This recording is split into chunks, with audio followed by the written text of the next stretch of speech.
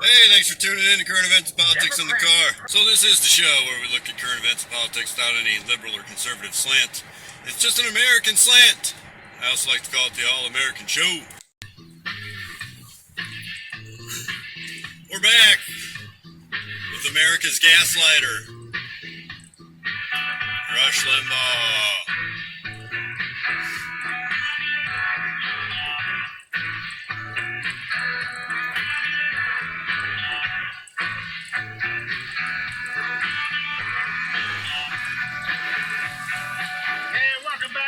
To the fastest 3 hours in media, I, Rush Limbaugh, a household name in all four corners of the world on Friday. And now, Trump is a direct assault on small business. Listen to Rush for a little bit more here. Which is the primary bottom line to why it's just a guaranteed failure.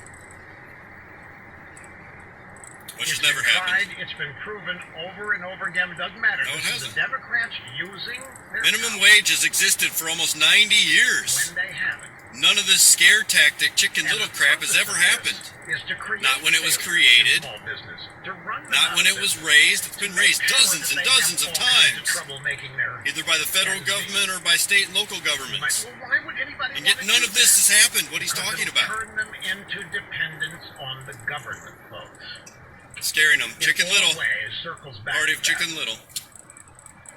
In addition, the nationalization scare you about everything. $15 an hour minimum wage, which again will not hit until 2025. If $15 an hour is what's needed, why not do it this year? Why have to wait till 2025? And if $15 an hour is good, why not 20? Try an experiment with somebody. This always works. Talk to somebody who's in favor of the minimum wage. You won't have any trouble finding people. They've been brainwashed on this for a number of years.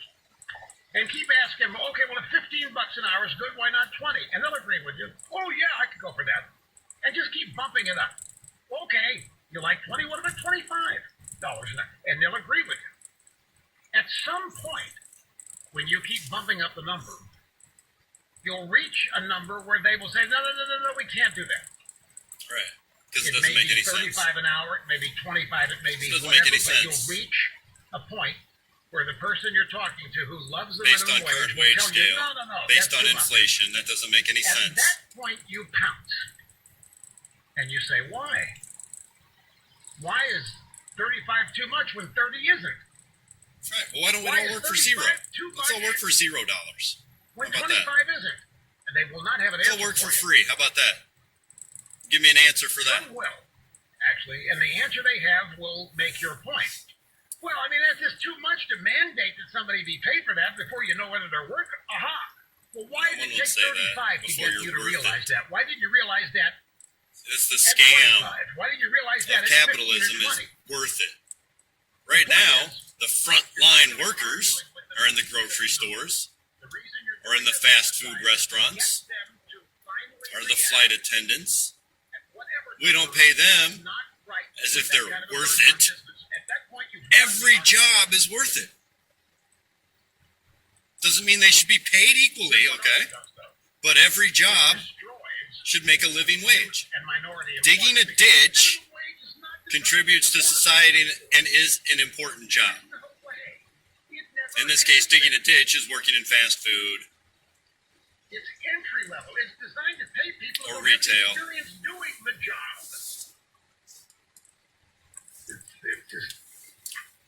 Well, that doesn't make any sense. It wipes when you're an entry-level lawyer, you make a lot more than an entry-level fast food worker. So what are you talking about? Entry-level jobs to learn how to survive in the work culture. That doesn't mean they should make a poverty wage. Look, he's defeating his own argument. Well, everybody's got to start somewhere, so everybody has to start in poverty.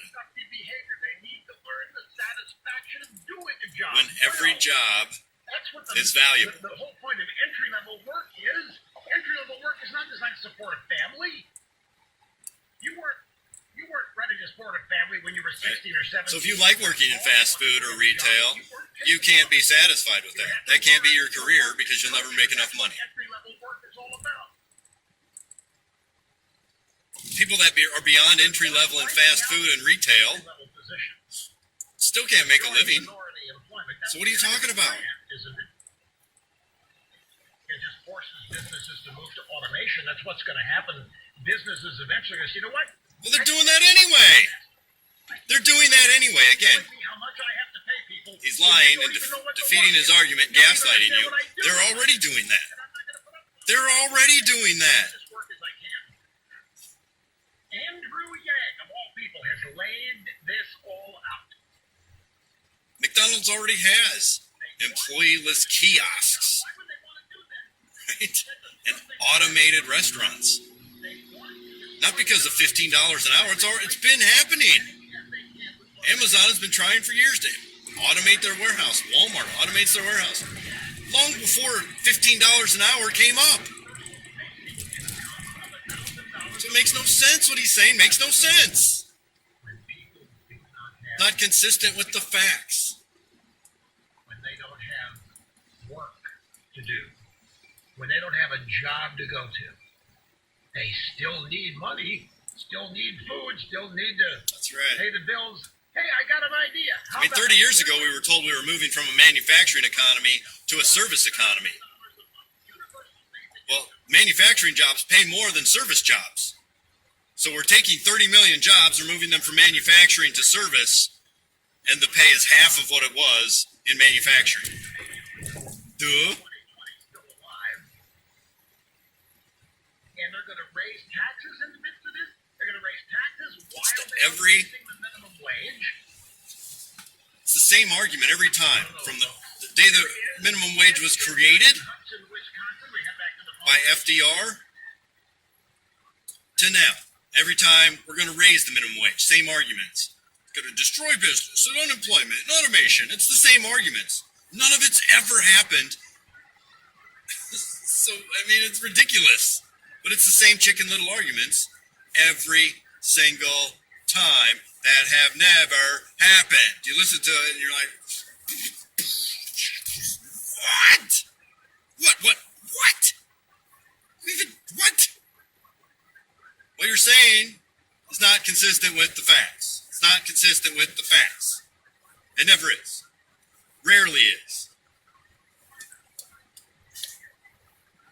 Right?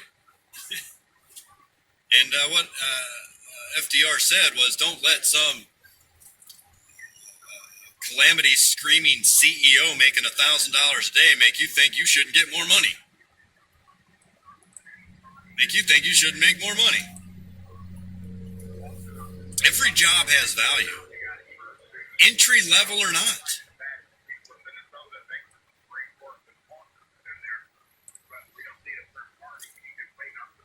You know, I refer to it as ditch diggers. Well, we need ditch diggers. And if you like digging ditches, if you go, I want to dig ditches for the rest of my life, I love this. Well, you can't, because you can't make a living doing it. So what Rush is doing is engaging in something called Reductio ad absurdum, which is to extend an argument out to absurd proportion, ridiculous proportion, and then, make fun of the result, criticize the result, which is a common tactic among extremists, partisans, when they don't have a legitimate argument otherwise. Let's pay him $20,000 an hour. Well, that's ridiculous. Nobody's suggesting that. That's clearly not in line with wage scales. So that doesn't make any sense. If you get into a debate with a ditto head or someone about the minimum wage, you can just do the same thing. Right? You say, well, increasing wages increases prices, right? That's what you're saying. And they're of course going to say yes. And you say, well, why don't you take a pay cut then? So if you're making $50,000, suggest, well, how about if you make $40,000? Because then wages go down, then prices will go down, right? No, of course not. Who's going to take a pay cut? Raise your hand if you think you should take a pay cut. Leave it in the comments right now. You think you should take a pay cut? What? Nobody? Oh, that's what I thought. Now, how many of you think you deserve a pay raise? Raise your hand. Leave it in the comments. Oh, everybody? Right. We're all underpaid, really. I mean, come on. So, you can continue as Rush just mentioned, well, let's pay them $1,000 an hour. Why not $20,000 an hour, right? Just being ridiculous. So even if they say, okay, well, I'll take a pay cut to $40,000. You go, well, okay, well, how about if we all make $1 an hour? Then will the prices decrease equally? Well, how about if we work for zero? Can we work for free and then everything will be free? No, of course not. So if you want to engage in the same extension of an argument out to absurd proportions, that's the way you would do it. See, it works both ways. As I frequently say when we're listening to Rush, just take the argument he's making and turn it right back around on him. If you want to bring it back to reality, or try to, you might say something like, so what do we do when prices go up and wages don't? Is that what's been happening really for the last 40 years? Wages have not kept pace with inflation. Now, inflation isn't necessarily bad. If this is inflation and these are wages, and they go up like this, well, that's fine. But what's been happening is inflation's been doing this, and wages have been doing this. Right? So the spending power decreases over time. It's no longer equal. Now, economists will tell you deflation, continued deflation is bad. I could argue it's not, but always having deflation with wages, not keeping pace, is also bad. So inflation, we have a monetary policy in this country to encourage inflation. Okay, that's fine as long as wages go up with it. Inflation's doing this and wages are just going up a little, then we end up with a problem.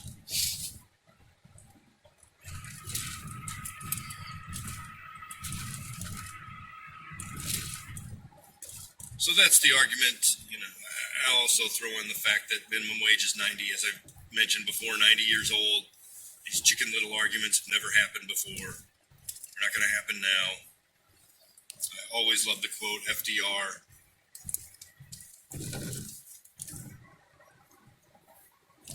I believe from 1933, when he said no company, and I'm paraphrasing, but no company should exist that refuses to pay a decent wage. And I don't mean the bare minimum decent wage, I mean a decent, sustainable living wage.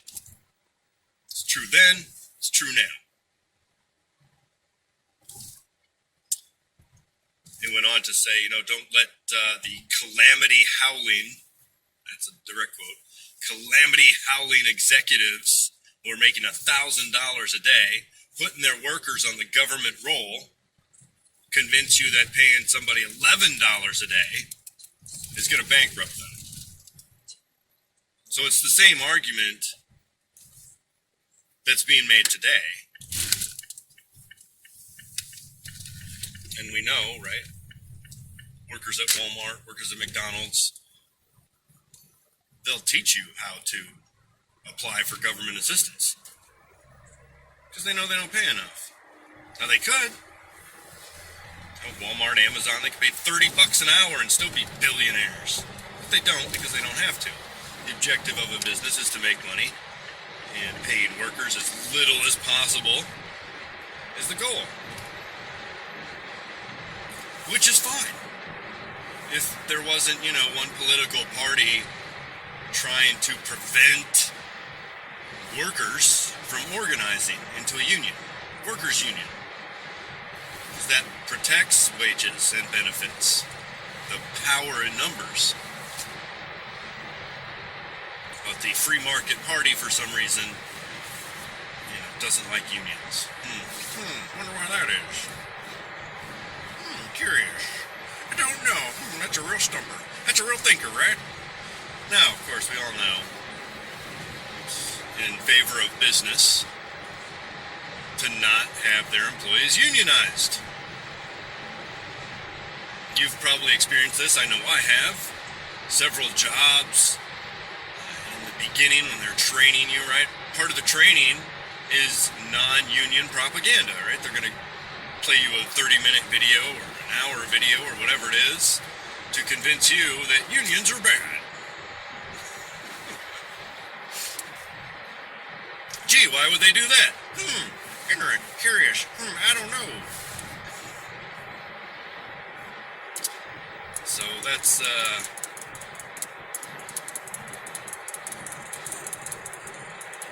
talking about the absurd argument, extending an argument out to absurd proportions, and some arguments that can be made for minimum wage. Minimum wage was created back in the 1930s because business refused to pay decent wages.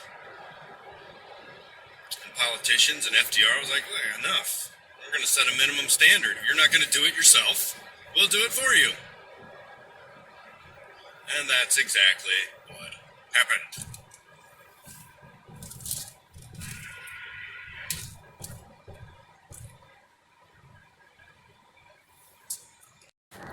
It's also important, I think, to point out how minimum wage drives wages above it. So, in Denver, an EMT makes $15 an hour. At least that was the case 2 or 3 years ago, the guy I knew. Outside of the metropolitan, maybe $13 an hour. An EMT. These are the people racing to save your life. Racing to save a life. $13 an hour or $15 an hour. That is grossly underpaid. But the company could justify it by saying, hey, you're making twice minimum wage. What do you want? What you want? If you don't like it, go work in fast food. Go work in retail. Go work for minimum wage or just above minimum wage in one of those industries. Now, if minimum wage is increased to $15 an hour, EMTs are going to make more money. Because it wouldn't make any sense to have them making minimum wage. So minimum wage drives or dictates wages above it. And we could talk about who's more valuable, right? The EMT rushing to save your life or the guy stocking the shelves at the grocery store. You need both. Right? You need one to rush to save your life if necessary. You need the other to sustain your life. So you can have food and hydration by going to the grocery store. Now, I'm not saying they should make the same amount of money, but which one's more important?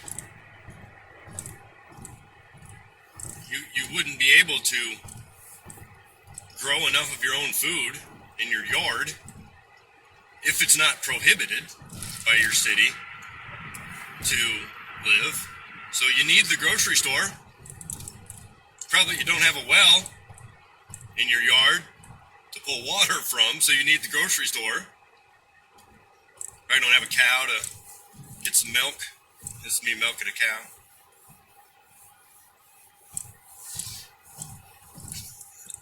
So you need the grocery store. Now, I'm not saying again they should make the same amount of money. The EMT should make more money because of the schooling, training that you need for that. But they're still valuable. That doesn't make the grocery store worker invaluable. Why shouldn't they make a decent, livable wage? Imagine if you liked working fast food. Yeah, I'm gonna do this the rest of my life. Well, you can't. You don't get paid enough. So even if you love it, and it's what you wanted to do with your life, you can't do it.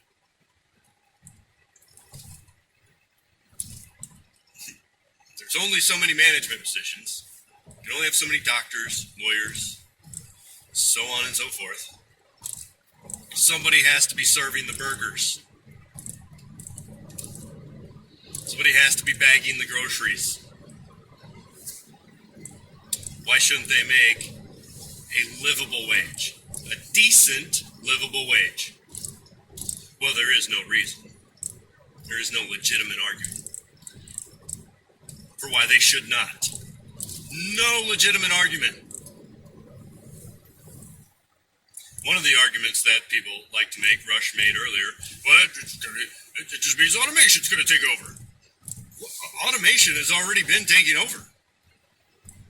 Amazon, Walmart have been working on automated warehouse. Grocery stores have been working on automated order robots, right, that go up and down the aisle and order product.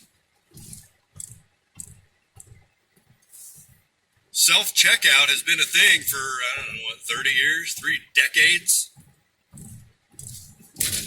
Long before, all these things, long before anyone talked about $15 minimum wage. So it's a disingenuous argument to try to say that that's responsible for the automation. It's just a lie. It's gaslighting. Ridiculous. So you can't do what you love because it doesn't make enough money.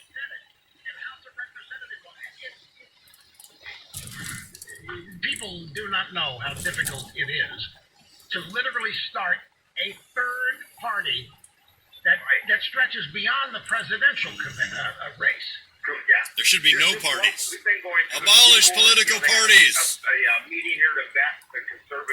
What about political parties in this country or anywhere else in the world makes you think we need more of them? That they're so good, they're so beneficial, we should have more. Go ahead, leave it in the comments. I'd love to hear it.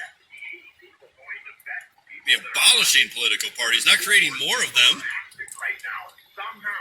crime syndicates. You don't need more of that. We need less of that. We need President Trump. No doubt. He needs to be our leader. So, anyway, thank you so much. He needs to be our leader. You have been assimilated. You are the Borg. You are the cult of Trump. Which is what it is. And Trump knows. Trump knows he's a cult leader. Because he said, I could shoot someone in the middle of Fifth Avenue and not lose a vote. He knows he's a leader of a cult, that he can get away with anything. That's what he's saying by making that statement. Think about that. Thanks for watching Current Events and Politics in the Car today, where we talk about subjects without any liberal or conservative slant. Just an American slant. I also like to call it the All-American Show. I hope you have a great All-American Day.